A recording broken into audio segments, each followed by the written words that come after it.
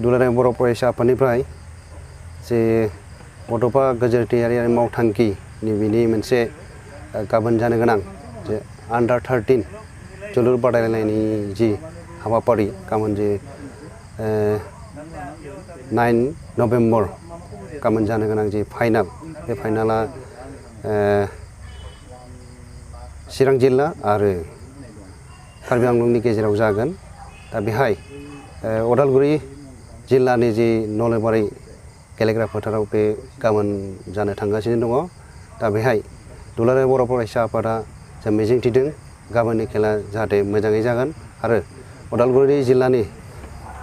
जे मेलेमजिबि आरो सानसुमैफोर आरो गासिबो रायजो राजाफोरा गाबोन जे लैहोर लैहोर फैनानै बे अंडर 13 जे फुटबल बादायलायनायखौ जाहाथे मोजाङै नायनानै जे गेलेगिरि बिथांमोनखौ जाहाथे मोजाङै जे गेलेहोनो हायो आरो बिथांमोनखौ जे मोनसे जे गेलेनायनि जे नोजोरजों जे बिथांमोनखौ उत्साह खालामनो हायो बा बिथांमोनखौ जाहाथे मोजाङै गेलेनायाव मदद होयो आं बेखौनो खावलायबाय। आरो लोगोसे गाबोननि जि फाइनाल जे बे फाइनाल खेलाव जोङो गाहाय आलासि महरै लेंनानै लाबोदों जोङो आसामनि बा नर्थ इस्ट रिजननि जे साइनि डाइरेक्टर फर्मार डाइरेक्टर जे सुभाष बसुमतारी बिथाङा गाबोन फाइनाल खेलाव बियो गाहाय आलासि महरै बाहागो लागोन आरो बेहाय दुलाराय बर' फरायसा आफादनि मानगोनां आफादगिरिया बिथाङाबो थागोन आरो लोगोसे बड'फानि जे मुसुखायाव मान बावनाय बे हाबाफारियाव जे आगुनि बारग' जे दुलाराय बर' फरायसा आफादनि बारग' आफादगिरि प्रदीप कुमार दैमारि बिथाङाबो बाहागो लागोन आरो जोंनि गासिबो बेहाय गाबोन जि नायनो होननानै जे रायजो राजाफोरा फैगोन जाहाथे गासिबो मोजाङै नायनो हायो आङो बेखौ मिजिंथिबाय। दुलाराय बर' फरायसा आफादा जे गिबि खेबनि थाखाय जे बेखौ खेलखौ सालायदों आरो बे थांखियानो जाहैबाय जोंहा फैबाय थानाय समाव बिथांमोनखौ लानानै जे बिथांमोननि जे केरियार बा एकाडेमिक लाइनाव जोङो बिसोरखौ लांनायनि जे प्रसेस बेयो जों सावरायबाय थादों आरो जेफोर जे गेलेगिरि बिथांमोना जे केरियारबो दानो हागोन आरो एकाडेमिकआव जे बिसोरखौ जोङो थिसननो हायोबा जे बिसोरनि एजुकेसन साइड आरो गेलेनायनि बिथिङाव जे मोननैबो फारनैथिंबो जे दावगाहोगोन जों बेखौ मिजिंथिदों आरो लोगोसे गभर्नमेन्टजों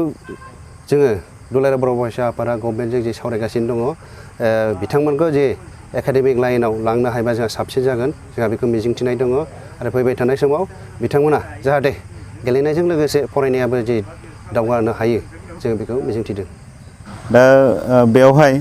आङो जिल्ला एबसुनि जानानै साफ्रोमबो रायजो राजा आरो सानसुमै मेलेमजिबि आरो गुबुन गुबुन दल संगठननि मानगोनां बिबानगिरि बिथांमोनखौ आं खावलायहरदों जे गाबोननि जि जानो गोनां फाइनाल फुटबल बादायलायनाय बेवहाय लैहोर लैहोर बयबो फैनानै फुटबल गेलेनायखौ नायफैयो आरो जोंनि इयुन जोलै फंबाय बिथांमोनखौ जाहाथे बयबो फैनानै उत्साह होफैयो थुलुंगा होफैयो बिनि थाखाय जोङो जिल्ला एबसुनि जानानै बयखौबो जों खावलायहरदों आरो जोंनि हाबाफारिया 1 बाजिनिफ्राय हाबाफारिया जागायगोन।